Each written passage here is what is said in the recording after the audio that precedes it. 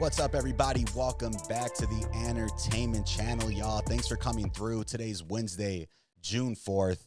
Dropping a video today about the NBA Finals, guys, where it's been a long season, regular season, playoffs, but we're finally down to two teams, guys. I'm sure you already know, but we got the Indiana Pacers going into Oklahoma City to play the best team in the NBA this year, the Oklahoma City Thunder, who are led by MVP Shai Gilgeous-Alexander, a.k.a. SGA, and what I think is going to be one of the most exciting NBA Finals, probably because there are a lot of unknowns. I know everybody out there talking about ratings. Oklahoma City, not a big place.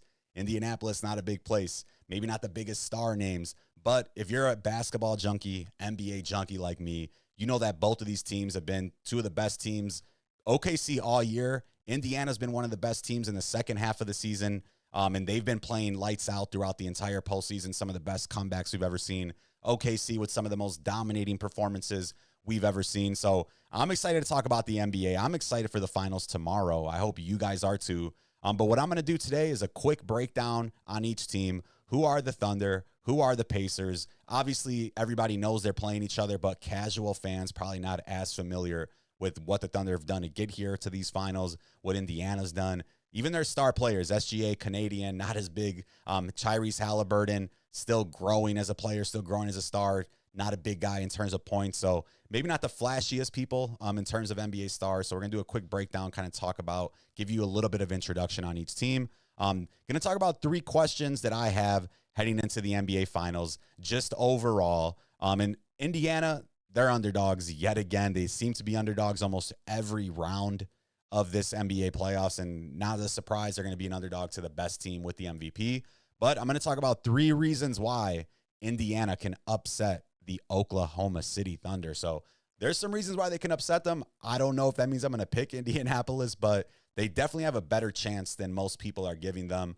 Nobody gave them a chance against Milwaukee. They won. Nobody gave them a chance against Cleveland. They won. A lot of people wrote them off even against the New York Knicks, and guess what? They won. So write off Indiana all you want. They deserve to be here. They're a legitimate team. They were in the Eastern Conference Finals last year, and I think they're going to give Oklahoma City a little bit more of a run for their money than a lot of people think. But let's go ahead and get right into it, y'all. So like I said, just going to do a quick breakdown on each team. I'm not going to do like a super deep dive and go into every stat. You guys probably already seen that. If you're here at this video, I appreciate it. I'm going to talk about the Oklahoma City Thunder right now. So Oklahoma City, if you don't know, they had the best record in the NBA, 68 wins, 14 losses, the number one seed in the Western Conference, number one seed in all of the NBA, and probably somehow one of the most low-key 68-win teams.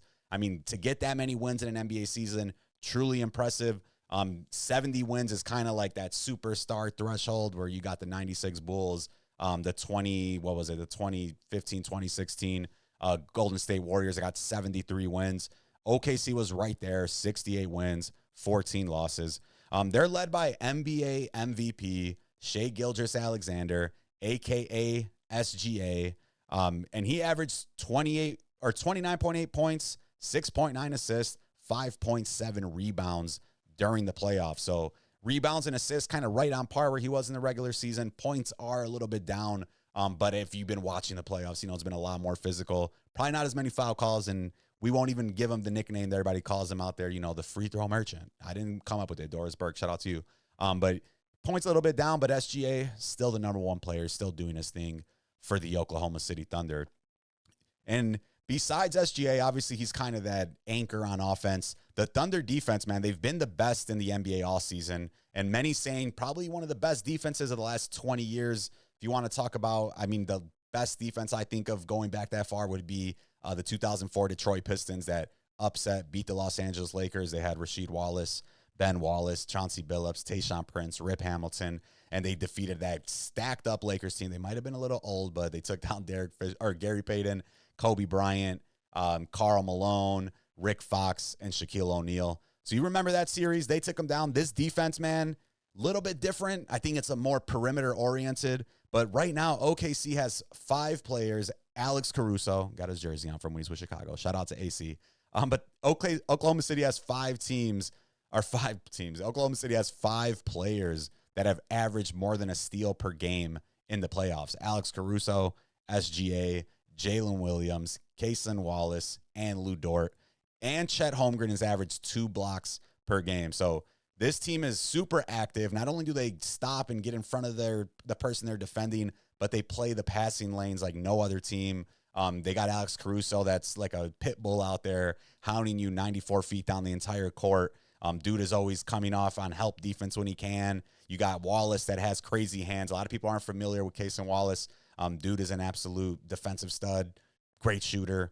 Dort, another all-NBA defensive player. So this team has legitimate wings that can stop people. So that's a scary thing for the Indianapolis Pacers. Tyrese Halliburton, Pascal Siakam. OKC has a ton of people to throw at them. And the thing, too, is that they're going to be flying around off the ball, helping off of Nembhard, helping off of Miles Turner when that bench comes in, helping off of Mathurin. So that defense, man, OKC has just been absolutely stellar. And that's kind of the perfect thing you need around SGA. In terms of getting to the finals, the road to the finals during the playoffs, round 1, OKC swept the Memphis Grizzlies. Ja Morant got hurt. New coach. Boom, they're gone. Round 2, that was one hell of a series. They went 7 games with the Denver Nuggets and Nikola Jokic. They did put an absolute ass whooping out in Game 7, which I think a lot of people didn't expect when they won by 32 points and they beat Denver in 7 games. Then the Western Conference Finals. They beat Minnesota and Edwards in 5 games, and another just 30-point crave case ass whooping put out by the Thunder. When Game 5, when they close out the series, they won by 30 points. And they've actually had 4 wins this postseason by 30 points or more. So you take a look at these last couple games. You know, round 1, OKC swept Memphis, not really too hard. Round 2, maybe a little bit of a depleted Nuggets team, but obviously with Jokic out there, you're never going to take them lightly. But they came out, got that one in 7, and put that ass whooping on the Nuggets in Game 7, winning by 32. And then Western Conference Finals, take out Ant Edwards in the Minnesota Timberwolves in 5. They beat them by 30 in Game 5. So OKC has 4 wins this postseason by 30 points or more, and that's the most by any team in a single postseason. So if you don't think this team's legit, the stats really do back it up. Maybe aesthetically it's not as pleasing as some of the basketball we love to see before with Steph Curry and threes, LeBron and D-Wade with all the alley-oops and athleticism, Kobe Bryant with this mental sheer will to win. This team has a lot of that. They beat everyone's ass. They score points. They play defense. I think it's just a new era, a new team where maybe the NBA is trying to get used to who these people are. But you see all that stuff about OKC. You find out why they're the number 1 team. 68 wins, 14 losses. SGA is the MVP. They got 5 dudes right now averaging a steal per game. Chet Holmgren averaging 2 blocks per game. They're really just doing everything everywhere. And there's nothing you can really say to fault them as far as how they've gotten here in the NBA Finals. Some people still thought they were too young. Maybe things might have shooken out their way due to some of the matchups, but that's just NBA basketball, guys. So let's talk about the Pacers, though. So that was OKC, Oklahoma City Thunder. They're the favorites. We all know that. For the Indiana Pacers, a little bit different. So not the juggernaut that we all see in OKC, not one of the favorites in the beginning of the season to make it. Indiana, they finished 50-32 as the 4th seed in the Eastern Conference. The Pacers, they're led by Tyrese Halliburton, who's averaged 18.8 points, 9.8 assists, 5.7 rebounds during the postseason. And the Pacers, they've posted the 2nd best offensive efficiency in the playoffs at 117.7 points per 100 possessions. And the big calling card for Indiana is their bench, man. They got a deep bench. They're playing 10 guys, and they play fast, lightning speed for 48 minutes, which is the entire NBA game. So you don't believe me? Take a look at some of these stats right here. Indy, they were down by 7 in the last 40 seconds of Game 5 against the Bucks. They came back and won. They were down by 7 in the final 50 seconds of Game 2 against the Cavaliers, came back and won. And in Game 1 against the New York Knicks, they were down 14 with 2 minutes and 51 seconds remaining. And guess what? They came back and won that game too. So you can never really count Indiana out of it. Obviously, OKC is probably a little bit bigger of a deal than some of these other teams defensively. But Indiana, whether they just believe enough, whether they really just, who knows what it is. They got that Cinderella magic riding with them right now.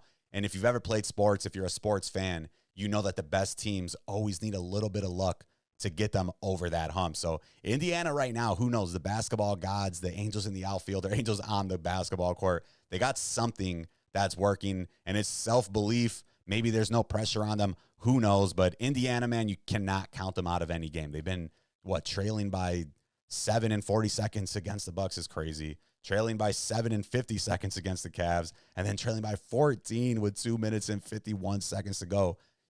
I don't know what it is. It's that Indiana Hoosier basketball. You got the Angels in the outfield. You got the Pacers, Angels on the court. Who knows what it is? Tyrese Halliburton, it's Pascal Siakam, somebody over there. They're doing something right. But in terms of the road to the finals, round one beat the Milwaukee Bucks in 5. Dame Lillard did get hurt. They still took care of business. Round 2, they upset the number 1 seed Cleveland Cavaliers in 5 games, got rid of them a lot quicker than I thought.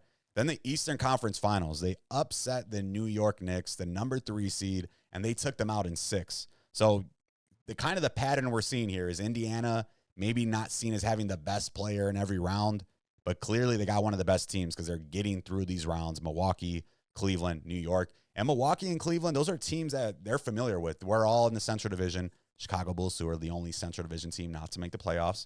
But Indiana, man, they're familiar with a lot of these teams. And the thing that's interesting, though, is that Indiana, they're the only Central Division team to never win an NBA title. So if they win this year, they close it out. Every Central team's won. Bulls have obviously won.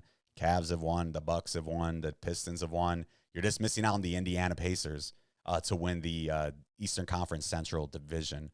So Indiana, man, 4th seed, 50 wins. Oklahoma City, number 1 seed, 68 wins. You got the juggernaut of the West going against the hottest team in the Eastern Conference.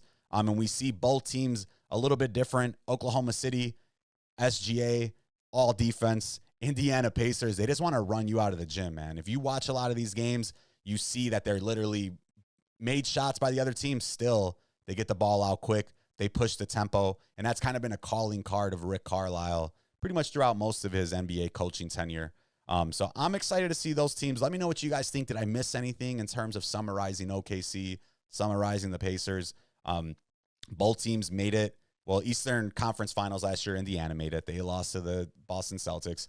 OKC, they lost last year in the second round to Luka Doncic when he was on the Mavericks before the Mavericks made a run to the finals. So neither of these teams in terms of this iteration have been to the NBA Finals. So I think that's why there's still a lot of questions in terms of, is OKC legit? Are they like a real dynasty? Can they be? Indiana, did they just get lucky? Maybe some of the injuries. Dame Lillard in the first round. Darius Garland. Evan Mobley missed some time in round 2. And then round 3, that's when I think they just kind of showed out, proved who they were. No injuries to the New York Knicks. They did already fire Tom Thibodeau, so maybe a little bit of resentment or something brewing underneath, but the Knicks clearly had it. They were leading in game 1, like I talked about. But that's a quick preview on each team, and I'm not going to do picks yet. What I want to do next are just 3 questions that I have heading into the NBA Finals. So these are 3 questions I think everybody should have that you see out there. So my 3 questions heading into the NBA Finals. Number 1, will the Thunder's youth finally be exposed? We've been asking that since the beginning of the playoffs, since last year when they got bounced in the second round. Number 2, can Indiana slow down SGA? I mean, there's only been 1 game all postseason. The Thunder did not score at least 100 points. So we'll see what Indiana has in plan. Pretty much all they've done most of the postseason is try to outrun people. So we'll see if they stick to that. And then number 3, probably the most interesting question. You hear it all the time. Defense wins championships. There's a legitimate case study here. What's wins championships? Indiana and an unstoppable offense, or OKC and that suffocating defense? So the 3 questions I have heading into the NBA Finals: will the Thunder's youth finally get exposed? Can Indiana slow down SGA, the MVP of the league? And last but not least, we're going to find out what's wins championships: unstoppable offense in the Pacers, or that suffocating, unstoppable defense with the Oklahoma City Thunder. So getting into number 1 there, will the Thunder's youth finally be exposed? The reason I say that is round 1, they played Memphis. So Memphis, they already had a bad enough end to the season. We all know the drama that's been going on there. John Morant, kind of a little bit of a down season. They fired their head coach, Taylor Jenkins, before the end of the season. So they kind of got a little bit of a gimme in round 1, where things kind of went their way. They played against Memphis, swept them, relatively easy series.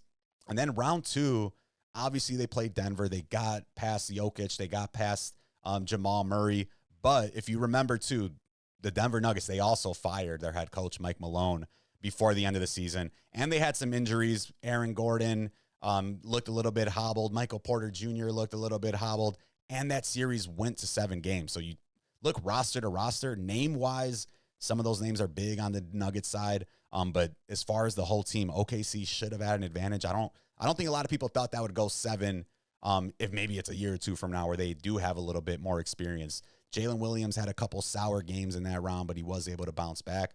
Then number 3, man, they play Minnesota in the Western Conference Finals. I think Minnesota has a relatively flawed roster, and I think a lot of people, myself included, think Minnesota got kind of lucky to even make it to the Western Conference Finals.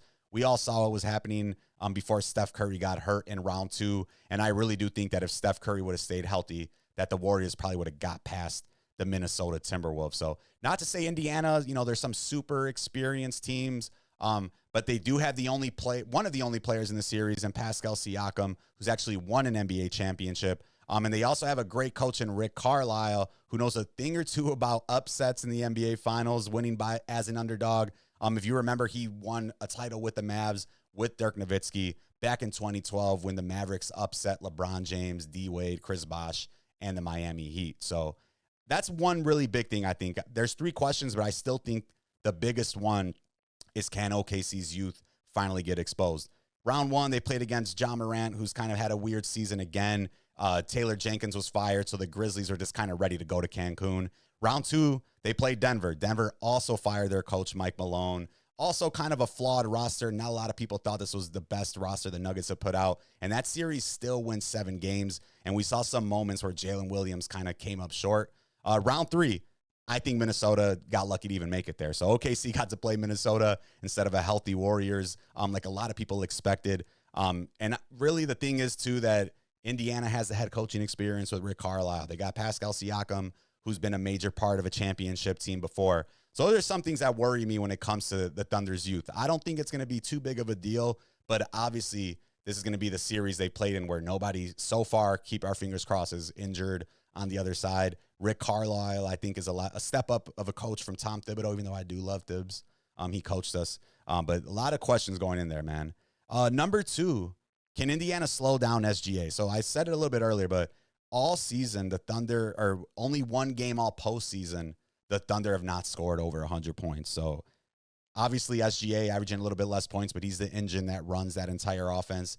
His movement, his ball movement, everything he does with the ball, one of the higher usage rates is what gets the OKC offense running. I just lost my place there for a second. I'm like, get a little scared out. But that, and then similar to New York and Brunson, man, the Thunder, they have the ball in SGA's hands a lot. So both Brunson and SGA have a usage rate this postseason of 31.5%. So there might be a similar game plan from Indiana and what they were doing with Jalen Brunson. They got a lot of bodies to throw at SGA. Obviously, the main difference is SGA is like 5 or 6 inches taller than Jalen Brunson. So some of the things that impact Brunson on the defensive side probably won't impact SGA as much. And a big thing, too, is the Thunder, they do a really great job of moving without the ball, playing off SGA. They got better shooters than the Knicks, too. So Alex Caruso, excellent cutter. Cason Wallace, great shooter. Isaiah Joe, great shooter. Jalen Williams has been a great shooter. Chet Holmgren's a respectable shooter. So that's going to be the thing. Indiana, I don't know what they could do to slow down SGA. Honestly, they probably can't stop him at all. They're probably going to try to run it out of the gym. Then the last question, what wins championships, offense or defense? We're going to find out because Indiana, they've been unstoppable on offense. OKC, unstoppable on defense. One of the best defenses of the last 20 years. OKC, fast hands. They pick the ball when you're dribbling. They play the passing lanes. They got Chet Holmgren protecting the rim. And then OKC, the big thing, they cannot allow these leak outs against the Pacers like the Knicks did. Go back, watch some of those Pacers-Knicks games. You'll count time and time again, whether it's Pascal Siakam, Ben Mathurin, Obi Toppin. As soon as the Knicks even shoot the ball, score the ball, anything, whoever's the last person contending just starts sprinting down the court. There were so many easy fast break layups that the Pacers scored just off of stuff like that, where they were able to get behind the Knicks. And I think that OKC will be a lot more prepared for that. And their guys just hustle, man. Like, you could say something about the Knicks. They play hard. Towns a little bit lazy. Brunson tired and slow from having to do so much offense. The Thunder, you don't got to worry about that. Everybody's running back. Everybody. I'm catching myself by breath. But everybody will be running back, y'all. So let's see here. Everybody will be running back. And then we take a look real quick, man. They're all favored. You got chance tomorrow. They're 65.5% chance to win. Nobody really out. Nikola Topic. Funny name. But it's going to be one hell of a game, y'all. One hell of a series, one hell of a game. And I think tomorrow really will set the tone on how things go. But let's move on again, man. So those are the three questions about the NBA Finals that I have. And before I make my picks, before I make my picks, we'll talk a little bit about why I think Indiana can upset OKC. So whether you think that means I'm picking Indiana or OKC, you take it your way. But these are three reasons why Indiana can upset the Oklahoma City Thunder. Number one, Oklahoma's inexperienced. They'd be the second youngest team in NBA history to win a championship with an average age of 25.56. The only team younger to win a championship was the Blazers back in 1976, 1977 with Bill Walton, who had an average age of 25.03. Reason number two, Rick Carlisle. Not only does he have just the overall NBA head coaching experience over Mark Dagnall, but Rick Carlisle has also won an NBA championship, and that was also as an underdog when him, Dirk Nowitzki, Jason Kidd, when he led that team over the LeBron James, Dwayne Wade, Chris Bosh, Miami Heat in 2012. And the third reason why Indiana can upset OKC, Indiana's playing with absolutely zero pressure in this series. Not only are they not favored in this series, they haven't been favored almost all of the playoffs, almost every series they played. Halliburton, Siakam, they're just kind of playing with house money, y'all. You're not hearing about anything Halliburton has to win. What's going to happen in his career? Siakam could get a second title. What's the pressure on him? You're not hearing about any of that stuff. So three reasons why I think Indy can upset OKC. Number one, Oklahoma City's inexperience. Indiana, not too much more experience, but both teams in the same spot, you might be able to take advantage. Number three, Rick Carlisle, man. Head coaching in the NBA, it matters. Mark Dagnall, really good coach, but NBA Finals, making those quick adjustments, I think Rick Carlisle's got him. And then number three, just no pressure, man. The team that has no pressure to play, sometimes it has come out a little bit more loose, and nobody's picking them. Indiana's never won a championship. Nobody even knows, I don't mean to be bogus, but not a lot of people know Tyrese Halliburton. So I don't think there's a lot of pressure on them. So those three reasons why Indiana can beat the Oklahoma City Thunder. Number one, the Thunder, one of the youngest teams ever to make the NBA Finals, would be the second youngest NBA championship team ever. Number two, head coaching, Rick Carlisle. Championship experience, more NBA experience. Dude comes up with all types of different schemes offensively and game plans to help manipulate the game in their favor. And number three, there's just no pressure on the Indiana Pacers. They're the 4 seed coming in. They've been an underdog every round. People, you've probably picked against them every round. Everybody's picking against them this round. So Indiana, Tyrese Halliburton, they're really playing with house money, nothing to lose, and just everything to gain in this type of series. So with all that being said, though, guys, my pick for the NBA Finals, I'm still going with the Oklahoma City Thunder, y'all. They have the better star.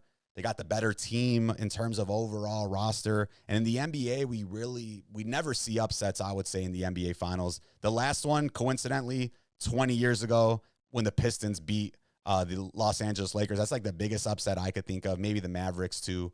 But I don't think anybody thought the Pistons had a chance back then. And we just don't see that. SGA trying to become the first MVP in 10 years to win the NBA title since Steph Curry did it back in the 2014-2015 season. So I'm still going with the Oklahoma City Thunder. I'm still going with the MVP SGA, with the Canadian sensation SGA, man. I think a lot of people are, if you're not NBA like geeked out like I am, you watch a lot of the games, keep up with different podcasts, read stuff, you're not going to know as much about these teams, but this is going to be a very exciting NBA Finals, man. And these are going to be names we'll get used to going into the future. SGA, Chet Holmgren, Jalen Williams, Tyrese Halliburton, Pascal Siakam. These are players that if you want to know more about the NBA, some of the best players to watch. Not only do these dudes play hard, they play the right way, and they're just very super duper talented, man. So shout out to OKC. This is a battle of two franchises that have never won an NBA title. Indiana's never won. Oklahoma City's never won. They've both made it, but they haven't got it over that hump to get that NBA championship. So we're going to have a first, at least if anything, a first-time NBA franchise winning a championship this year. But I'm going to go with Oklahoma City Thunder. I think they got the best player. I think they got the best roster. And I really don't see Indiana pulling off another upset in the 4th straight round of this NBA postseason. And I think SGA will become the first MVP to win a championship in the same season since Steph Curry did it 10 years ago on the 2014-2015 Golden State Warriors, y'all. So let me know what you think. Who do you guys have winning? Does OKC going to sweep them? I think it'd probably go 6 just because I think Indiana is going to get a couple of games in. In Oklahoma City, I still think they're going to win, but they are young, so they'll probably get caught slipping a little bit. But 4-2, I'm going with the Oklahoma City Thunder. I think SGA becomes the finals MVP, so dude is going to be MVP, Western Conference Finals MVP, and then NBA Finals MVP, and probably the first player to do that. So that'll be kind of weird, is SGA could become the first player to get the regular season MVP, Western Conference Final MVP, and then the NBA Finals MVP. So if you don't know SGA already, you're going to start hearing that name a lot because dude is about to pull off history, get the 3 sweep on the MVPs, and get that NBA championship, y'all. But let me know what you guys think. OKC, Indiana, who you got? I'm going with OKC, and I got the Caruso on, y'all. You know who we're going with. Where's my loyalty stand?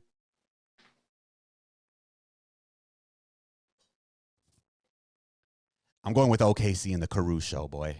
But let me know what you guys think, y'all. Tomorrow's game 1. I'm excited. I'm tapped in. Let me know what you guys think. Make sure you hit that like button, hit a comment, hit subscribe, y'all. I'm trying to grow the Ant Farm. Like, what else are we doing here? Your boy Ant Entertainment Channel, grow the Ant Farm. What else do you need? But let me know what you guys think. Stay crazy.